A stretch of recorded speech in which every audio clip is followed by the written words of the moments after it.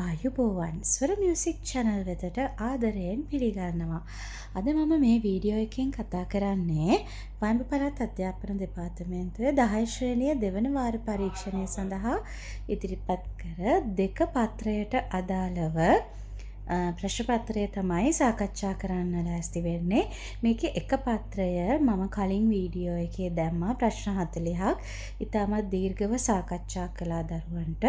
ඔගොල්ලෝ බැලුවේ නැත්නම් එක පත්‍රයේ වීඩියෝ එක බලන්න. මේ ඒ ප්‍රශ්න පත්‍රයටම අදාළ දෙක පත්‍රය. හරි. අපි මුළු පේපර් එකම සාකච්ඡා කරනවා තෝරගත්ත ප්‍රශ්න විතරක් නෙමෙයි. හරි අපි බලමු පළමු ප්‍රශ්නය අනිවාර්ය වේ. පළමු ප්‍රශ්නය හා තවත් ප්‍රශ්න 4ක් තෝරාගෙන ප්‍රශ්න 5කට පිළිතුරු සපයන්නලු. අංක 1 සිට 3 දක්වා ප්‍රශ්න වලට හිස්තැන් පුරවන්නලු. 1 බෛරවී රාගයේ යෙදෙන කොමල ස්වර වන්නේ. ඔගොල්ලෝ දන්නවා ඔයගොල්ලන්ට මුලින්ම ඉගෙන ගන්න තියෙනවා 10 ශ්‍රේණියේ පළවෙනි වාරයට බෛරවී රාගය සර්ව කොමල රාගයක්. රීගාදානී ස්වර හතරම කොමලයි. රෝමිලක්ක 2 නිර්දේශිත රාග අතුරින් සම්පූර්ණ ජාතියට අයත් රාග ගණන. නිර්දේශිත රාග අතුරින් සම්පූර්ණ ජාතියට අයත් රාග ගණන. ඔයාලා 10 වසරට එන ඉස්සෙල්ලා අපි රාගය ඉගෙන ගන්න පටන් ගන්නවානේ. 9 වසර 10 වසර කියන ශ්‍රේණි දෙකේදීම 8 වසරදී එන්නේ ස්වර ස්ථාපන කීර්තන බිලාවල් භූපාලි කාපි කියන රාග තුනට. හරි විදිහටම අපි රාගය ඉගෙන ගන්නේ 9 වසරේ ඉඳලා සර්ගම ලක්ෂණ මධ්‍යලය ගීත විදිහට ඉගෙන ගන්න. එතකොට 9 වසරදී වාර 3ට රාග 3ක් දීලා තියෙනවා. ඊළඟට 10 ශ්‍රේණියට පළවෙනි වාරයේදීම රාග 2ක් ඉගෙන ගන්න තියෙනවා. නැවත ඔයාලට රාග ඉගෙන ගැනීමක් වෙන්නේ මේ රාග පහ තමයි ඔයාලට O level වලට එන්නේ. O level ප්‍රැක්ටිකල් එකටයි තියරි පේපර් එකටයි දෙකටම එන්නේ මේ රාග පහෙන්. එතකොට දරුවනේ මේ රාග පහෙන් හතරක්ම සම්පූර්ණ ජාතියට අයත් වෙනවා. බිලාවල්, කාෆි, බෛරවී, යමන්. බිලාවල්, කාෆි, බෛරවී, යමන්. මේ රාග හතරම සම්පූර්ණ ජාතියට අයත් වෙනවා.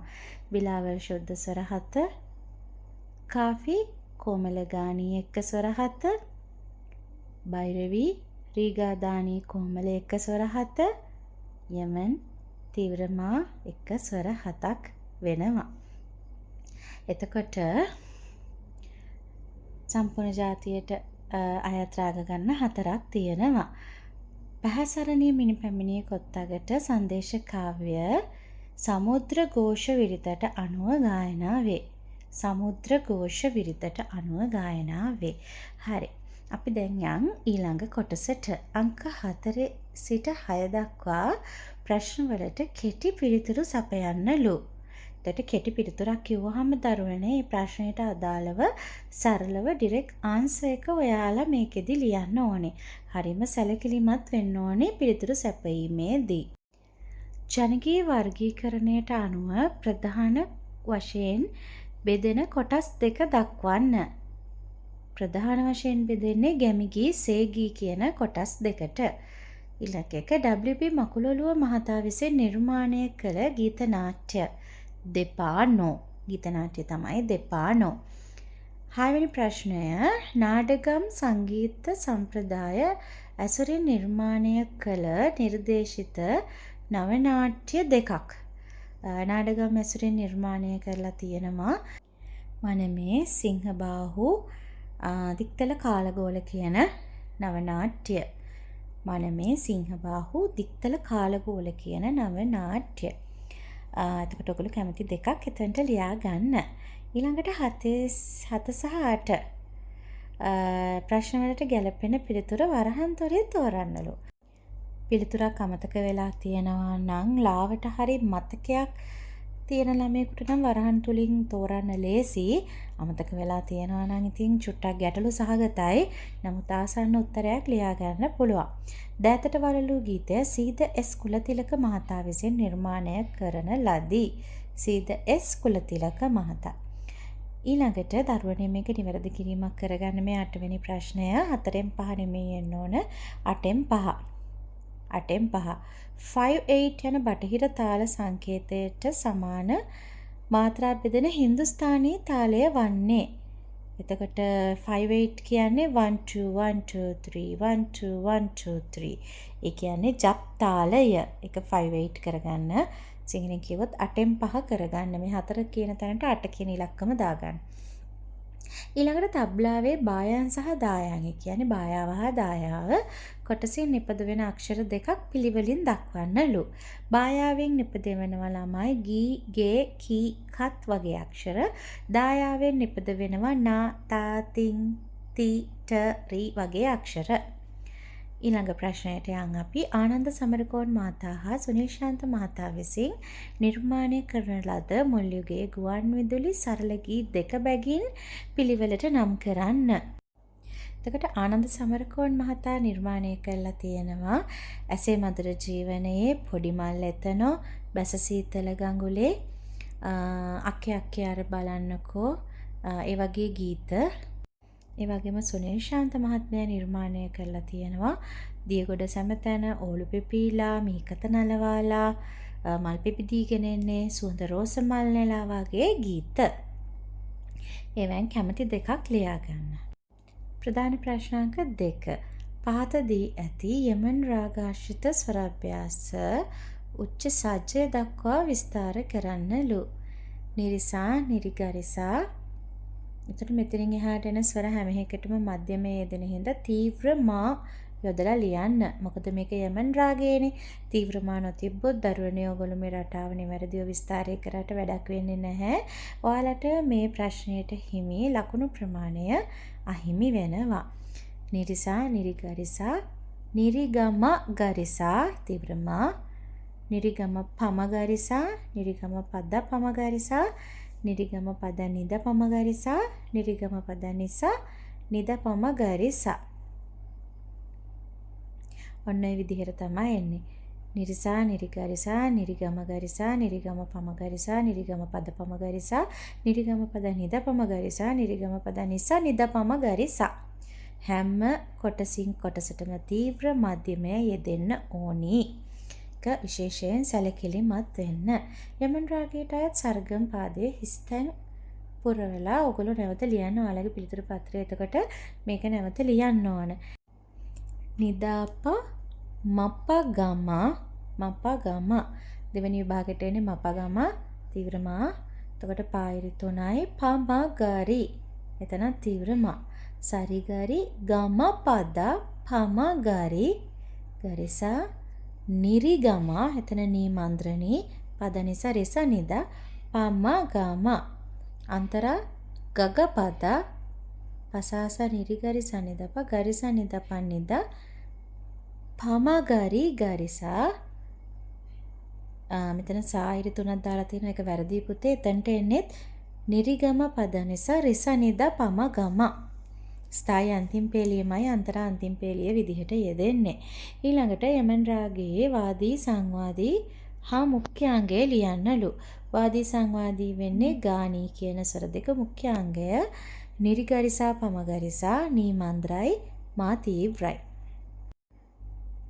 තුන්වෙනි ප්‍රශ්නය පහත දී ඇති රාග විස්තර භෛරවී රාගයට අදාළව ලියා දක්වන්න. මුඛ්‍යාංගය භෛරවී රාගයේ මුඛ්‍යාංගයන්නේ මග සරිස ධනිසා රිගා දානී හතරම කොමලයි ධනිසා කියනකොට මන්ද්‍ර කොමලදා මන්ද්‍ර කොමල නී වෙනවා. විවාදී ස්වර භෛරවී රාගයට අදාළව අපි කලිනුත් එක පත්‍රයටත් සාකච්ඡා කරා. ස්වර 12ම යොදා ගන්න පුළුවන් රාගයක් කියලා. මේක සර්ව කොමල රාගයක් වුණාට විවාදී විදිහට ශුද්ධ රීගා දානී සහ තීව්‍ර මධ්‍යමය යොදන්න පුළුවන්. භෛරවී රාගයේ ජාතිය සම්පූර්ණ ජාති අනුවාදී ස්වර කියන්නේ වාදී සංවාදී නැතුව ඊතර ස්වර ටික. ඒතර වාදී සංවාදී වෙන්නේ මාසා. අනුවාදී ස්වර ලියනකොට කොමල රී, කොමල ගා. එතකොට මා ලියන්න බෑ. පා, කොමල දා, කොමල නි. කොමල ස්වර ලකුණු කිරීම අනිවාර්යයි. භෛරවී රාගයේ මධ්‍යලය ගීතයක හෝ වාදිතයක ස්ථායි කොටස ප්‍රස්ථාර කරන්නලු. මේකේ ලකුණු 6ට අදාළයි ළමයි. ඔයගොල්ලෝ ප්‍රස්ථාරයක් ලියනකොට ඒ ප්‍රස්ථාරයේ තාලය සහ තාල සංඥා යොදන්න ඕන. දැන් අපි හිතමුකෝ ඔයගොල්ලෝ මෙතනට ලියන්නේ මධ්‍යලය ගීතය නිසගම දාපා කියලා අබතොරි බාකී කියන ගීතය නම් ඔයාලා එතකොට තාලය ත්‍රිතාලය කියලා ලියලා භෛරවී මධ්‍යලය ගීතය කියලා ලියලා පිළිවෙලකට විභාග වෙන් කරලා තාල සංඥා දාලා ලියන්න ඕන. එතකොට ඔයාලට මේකට ලියන්න පුළුවන් මනහර ගීත නාද ඇසේ අබතොරි බාකී කියන මධ්‍යලය ගීත දෙකම ලියන්න පුළුවන්. භෛරවී රාගාශ්‍රිතව නිර්මාණය වී ඇති ජනප්‍රිය සරල ගීයක මුල් පේලිය ලියා ඒ ගායන ගායකයා හෝ ගායිකාව ලියන්නලු. භෛරවී රාගයේ ආශ්‍රිතව නිර්මාණය වෙලා තියෙන සරල ගීත කීපයක් තියෙනවා. එන්න මදනලේ පාරමිතා බල කවුරුදෝ අර කවුළුවෙන් වගේ ගීත. ඒකෙන් ඉතින් ඔයාලා කැමති ගීතයක් ලියලා ඒකේ ගායකයා නම් කරන්න. ඔගොල්ලෝ අනිවාර්යෙන් භෛරවී යමන් කියන රාග දෙකේම රාගාශ්‍රිත සරල ගීත මොනවාද කියලා දැනගන්න ඕන. ඒක හරිම වැදගත්. ඒක නිර්දේශිතයි. 4 වෙනි ප්‍රශ්නය. පැහැසරණී මිනිපැමිණි කොත්තගට යන සැලහිණි සංදේශ කාව්‍යන ගීතයේ ඉතිරි පද පේරි තුන ලියා දක්වන්නලු. මේකෙදී එලි සමය නැත්තම් පද අග එකිනෙකට ඈඩ් කරලා ලස්සනට පේලියෙන් පේලි එක පෙළට හිටින විදිහට ලියන්න. එතකොට ඊළඟ ප්‍රශ්නය ගත්තොත් ගුත්තිලකා වෙන සදවා සුදුවැලි පිවිතුරු යන ගීතය මැදුම් තනි තිතට අනුව ප්‍රස්ථාර කරන්නලු. මැදුම් තනි තිත කියන්නේ 3න් 3. මේක 12මත් පැදියක්නේ ගානට 3න් 3 වෙන් වෙනවා. එතකොට සදවා S සුදු S කියන වා එකේ ඇදිලා යන්නේ. එතකොට ඊළඟ විභාගයට සදවා S සුදු වැලිපි විතුරු පළවෙනි පේලියෙන් එහෙමයි. සදවා ආසුදු වැලිපි විතුරු මැදුම් තනි තිතට අනුව ප්‍රස්ථාර කරන්න.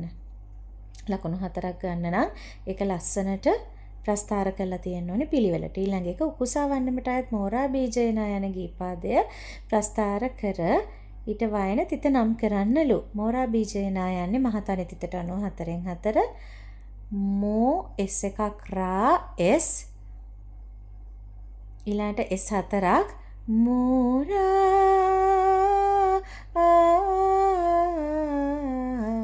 දිගටම S එන්නේ 4න් 4 ලියන්න ඕන. මෝ S රා S ඊළඟ විභාගයට S4යි S4යි S4යි. දෙවෙනි පේලිය බීජේනා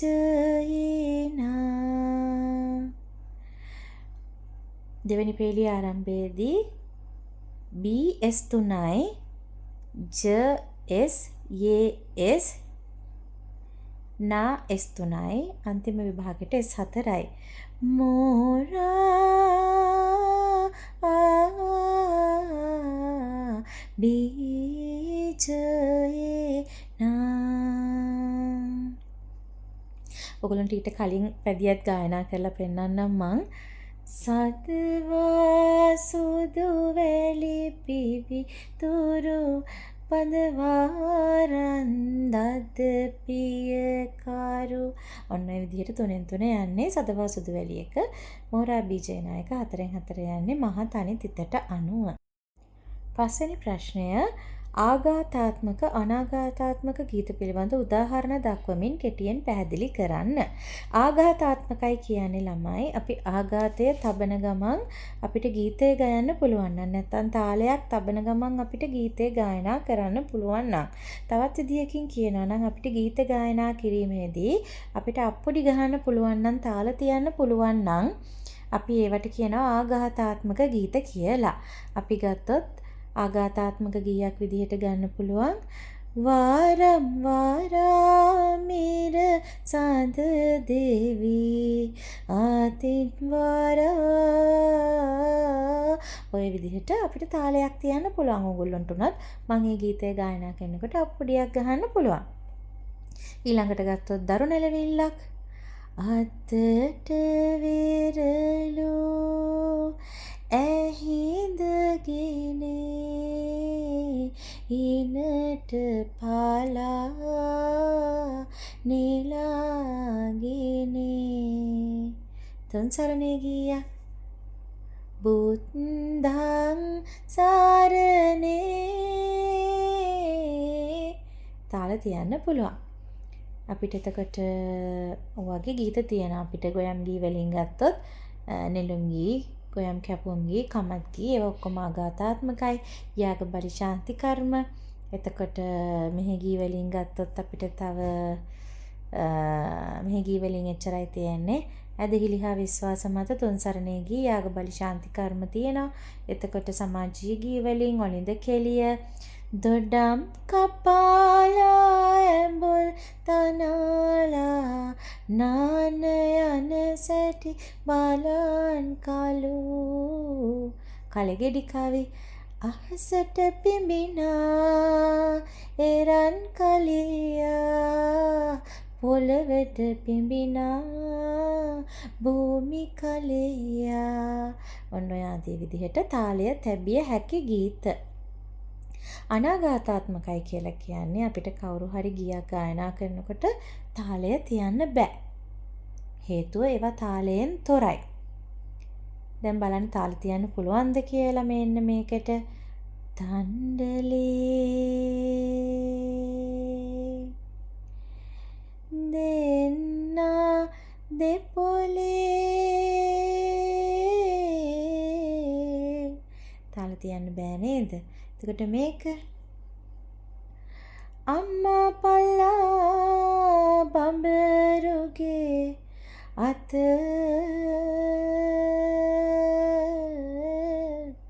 වර්ධනති කැලේ තියෙන මල් කාලා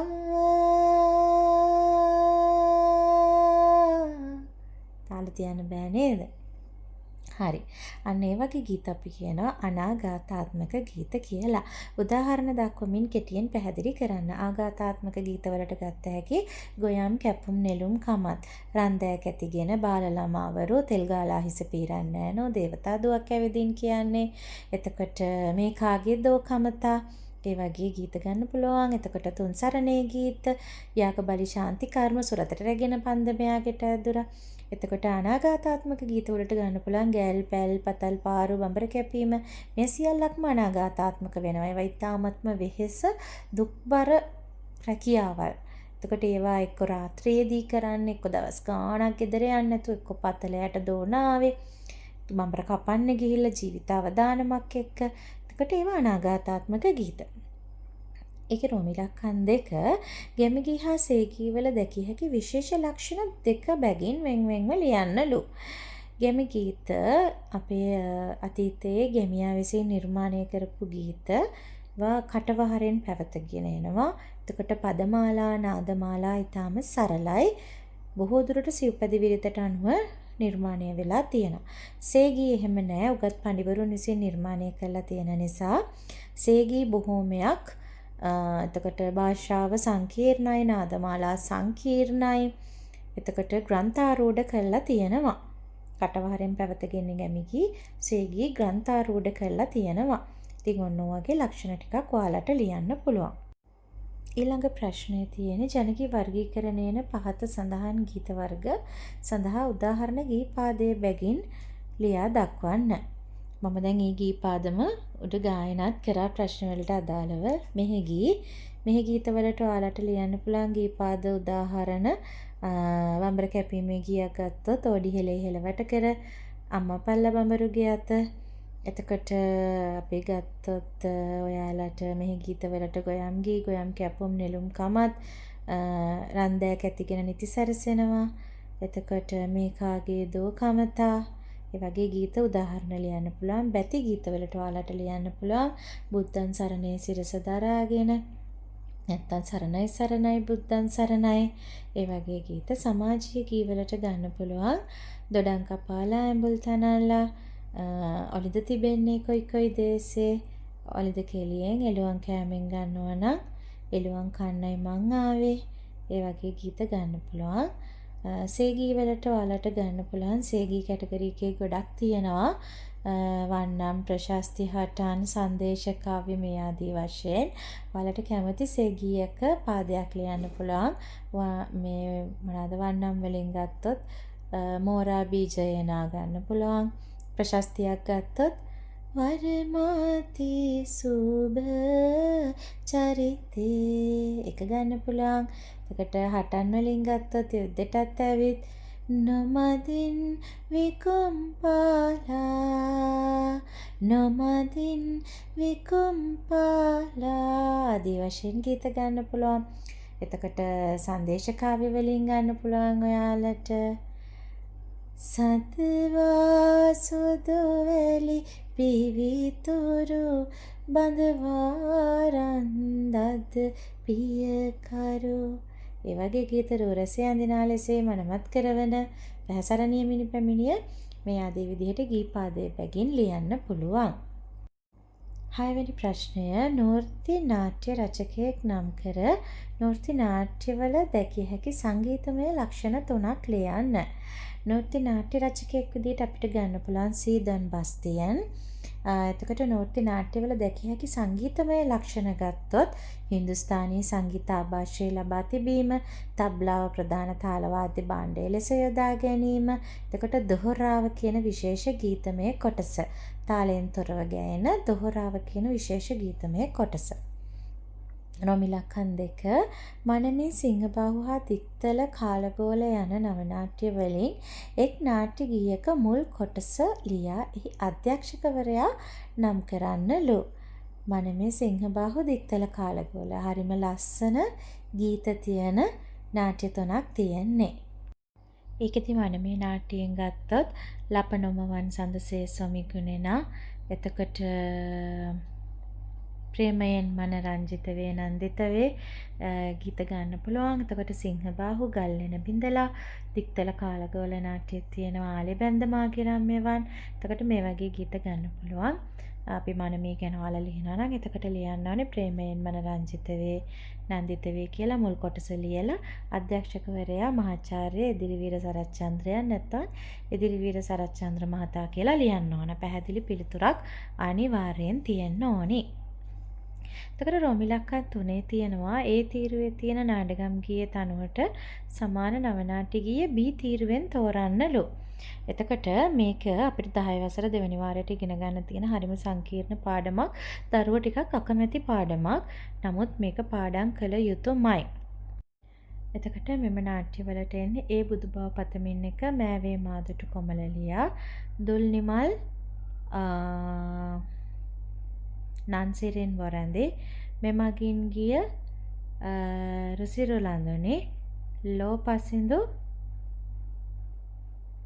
සේසුරින්දු. ඔව්. ලෝපසිඳු සේසුරින්දු, දුල්නිමල් නන්සිරෙන් වරන්දේ, මෙමගින් ගිය රුසිරුලඳුනි, ඒ බුදුබව පතමින් මෑවේ මාදුටු කොමලලියා. පහත සඳහන් බටහිර සංගීතයේ එන සංකේතවල නම් හා වටිනාකම් ඊට අදාළ ඉංග්‍රීසි අක්ෂරය ඉදිරියෙන් ලියන්න. බටහිර සංගීත ප්‍රස්ථාරකරණය ඔයාලට අමාරු නම් මගේ මේ channel එකේම වීඩියෝ එකක් තියෙනවා. බටහිර සංගීත ප්‍රස්ථාරකරණය වීඩියෝ එකක් එක කොටස කියලා දාලා ඒක මේ ප්‍රශ්න වලට අදාළව ඉතාමත්ම සරලව තේරුම් කරලා දීලා තියෙනවා. බටහිර සංගීත පාඩම් තේරෙන්නේ නැත්නම් ඒ වීඩියෝ එක බලන්න. A semi-breve මාත්‍රා 4යි, B minim මාත්‍රා 2යි, C crotchet මාත්‍රා 1යි, D quaver මාත්‍රා භාගයයි 2න් 1යි. පහත දී ඇති බටහිර ස්වර ප්‍රස්ථාරයේ ඉංග්‍රීසි අක්ෂර වලින් පෙන්눔 කරන සංකේත හඳුන්වන්න.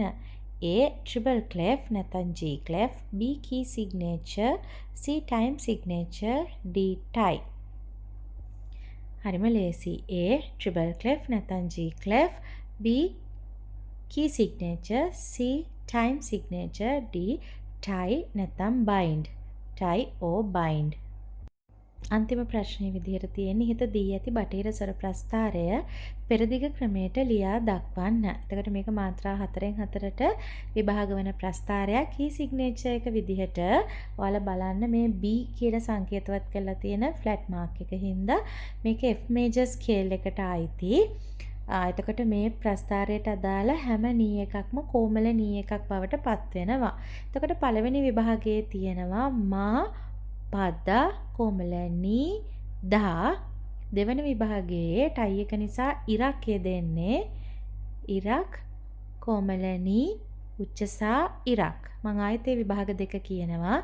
මා පද බ්‍රැකට් quavers දෙකක් හින්දා bracket එකක් මා පද කොමලනී දා දෙවෙනි විභාගය ඉරක් කොමලනී උච්චසා ඉරක් තුන්වෙනි විභාගය bracketsමයි ලියන්න ඕන මේකේ quavers තියෙන හින්දා මට පැහැදිලි නැහැ ප්‍රස්තාරයේ මෙතන මන්ත්‍ර 11ක් තමයි මට පේන හැටියට තියෙන්නේ ධානි